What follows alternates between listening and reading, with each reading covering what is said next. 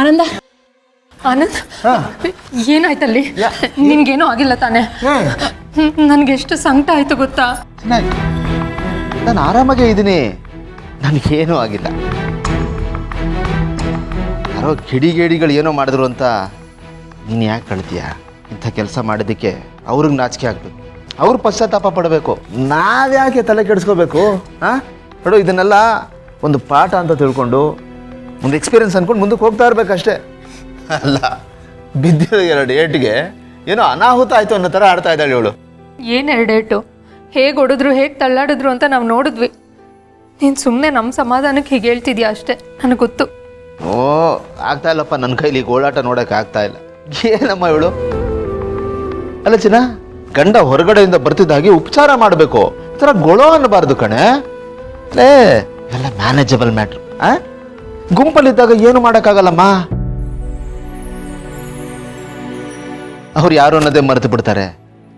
ಆ ಟೈಮಲ್ಲಿ ಅವ್ರ ಬುದ್ಧಿ ಓಡಲ್ಲ, ಆಗಲೇ ಇಂಥ ಅನಾಹುತ ಎಲ್ಲ ಆಗೋದು. ಏನು ಮಾಡೋಕ್ಕಾಗಲ್ಲ.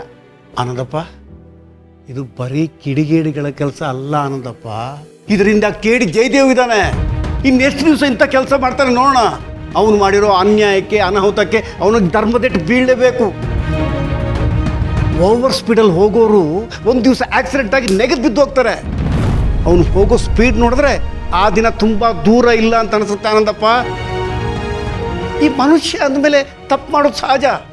ಆದರೆ ಆ ನನ್ನ ಮಗ ಮನುಷ್ಯ ಕುಲದಲ್ಲೇ ಹುಟ್ಟಿಲ್ಲ, ಅವನು ಮೃಗ. ಪಾರ್ಥ ಮತ್ತು ಮೈಮನ ಹೆಸರಲ್ಲಿರೋ ಆಸ್ತಿನೂ ಬಡ್ದು ಬಾಯಿಗೆ ಹಾಕೊಂಡು ಬಿಸ್ನೆಸ್ ಶುರು ಮಾಡಿದ್ದಾನೆ. ತಲೆ ಓಡಿಸಿ ಬದುಕೋದು ಬಿಟ್ಟು ತಲೆ ಒಡೆದು ಬದುಕ್ತಾ ಇದ್ದಾನವ.